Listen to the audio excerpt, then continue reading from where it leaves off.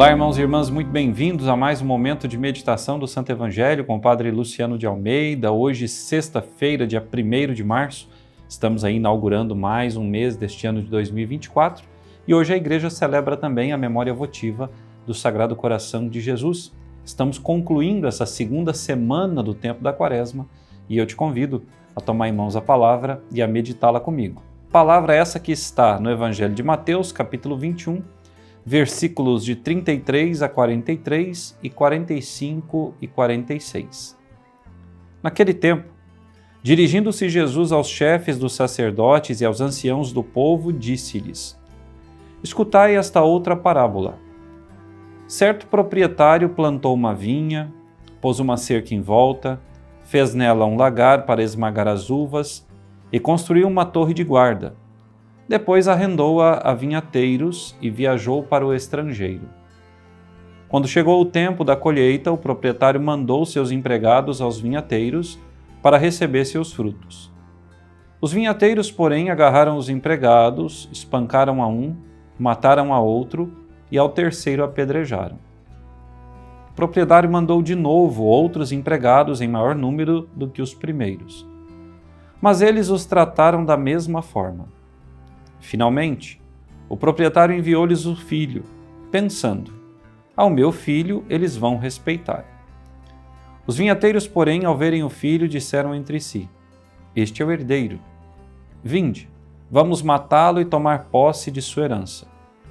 Então agarraram o filho, jogaram-no para fora da vinha e o mataram. Pois, bem, quando o dono da vinha voltar, o que fará com esses vinhateiros?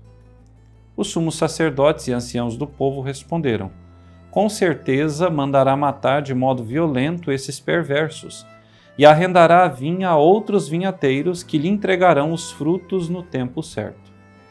Então Jesus lhes disse: vós nunca lestes nas Escrituras: a pedra que os construtores rejeitaram tornou-se a pedra angular? Isto foi feito pelo Senhor e é maravilhoso aos seus olhos. Por isso eu vos digo: o reino de Deus vos será tirado e será entregue a um povo que produzirá frutos. Os sumos sacerdotes e os fariseus ouviram as parábolas de Jesus e compreenderam que estava falando deles. Procuravam prendê-lo, mas ficaram com medo das multidões, pois elas consideravam Jesus um profeta. Palavra da salvação. Glória a vós, Senhor. Irmãos caríssimos, a parábola dos vinhateiros homicidas que nós acabamos de ouvir faz referência direta aos sumos sacerdotes, aos anciãos, aos mestres da lei, aos homens de Deus, que foram aqueles aos quais o Senhor entregou a sua vinha, ou seja, o cuidado espiritual do seu povo. Deus é o dono da vinha. A vinha é a nossa vida, é o mundo, é o seu reino. Os vinhateiros de hoje somos nós. Os frutos que nós devemos entregar ao dono da vinha são os frutos espirituais da nossa vida, frutos de conversão, frutos de vida nova, frutos de oração, de jejum, de esmola, frutos de caridade. Os vinhateiros, homicidas, são aqueles cristãos que não permitem que a graça e a palavra de Deus haja nas suas vidas. São aqueles que não querem entregar a Deus o comando das suas vidas.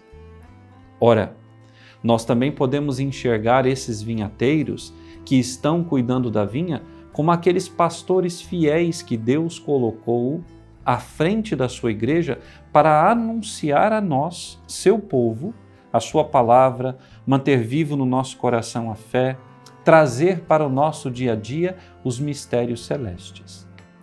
O filho do dono da vinha, nós sabemos quem é Jesus.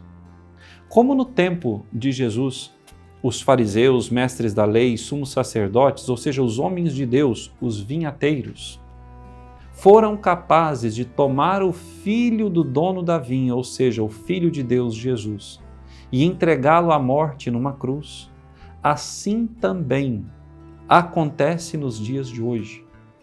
quantos são os cristãos, leigos ou até mesmo sacerdotes, que entregam Jesus, que o vendem, que o matam para poderem agradar ao mundo, que deixam de anunciar a verdade, que deixam de colocar as coisas de forma clara para satisfazer o ego das pessoas, para não incomodar as consciências, para deixar a todos adormecidos.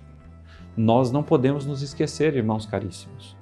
Um dia o Senhor virá pedir contas da nossa vida, virá cobrar os frutos da vinha que é a nossa história, e nós precisaremos entregar ao Senhor frutos abundantes.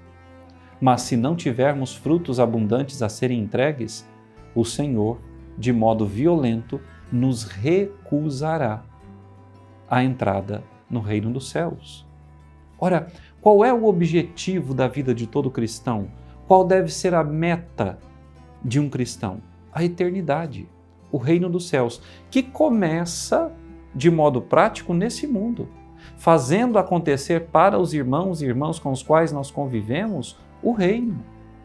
O reino que começa aqui sendo um reino de fraternidade, de justiça, de paz, um reino de partilha, um reino onde todos tenham o necessário, um reino onde todos lutam juntos para vencer o pecado, um reino onde todos juntos, congregados nas celebrações dos sacramentos, estão buscando no seu Deus, o dono da vinha, as forças para seguir trabalhando nessa vinha que é a nossa vida. Mas quantos são os cristãos que estão adormecidos, que não querem saber de cuidar da vinha própria, que é a sua vida, e muito menos da vinha comum, que é a igreja?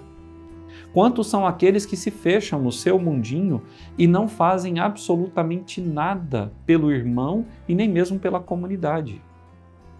Estes querem apenas a herança, mas não querem trabalhar para receber a herança, para serem dignos da herança. Ora, isso nós vemos acontecer, irmãos caríssimos, nas nossas famílias. Quantos são aqueles avós, bisavós que trabalharam com afinco para adquirir um patrimônio, para construir um nome, e depois que falecem, seus filhos e netos dilapidam tudo. Por quê? Porque nunca se esforçaram para conseguir aquilo que com tanto esforço e sofrimento os antigos haviam conseguido. Não dão valor àquilo que veio fácil. E a nossa salvação não nos chegou de modo fácil. Ela custou o sangue de Jesus na cruz. Mas nós, muitas vezes e de muitos modos, rechaçamos o sacrifício redentor de Jesus na cruz por nós. Somos como aqueles vinhateiros homicidas.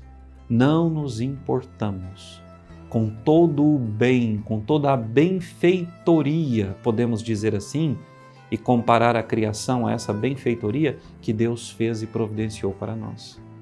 Então peçamos a Jesus hoje essa graça de sermos bons vinhateiros, atentos à sua vontade, que no tempo propício nós lhe entreguemos os frutos da nossa vida, que nós sejamos de fato cuidadores dessa vinha que Ele colocou diante de nós, para que não sejamos de modo violento afastados do reino dos céus, mas acolhidos com alegria por Deus e pelo Filho, Jesus, nosso Mestre e Salvador.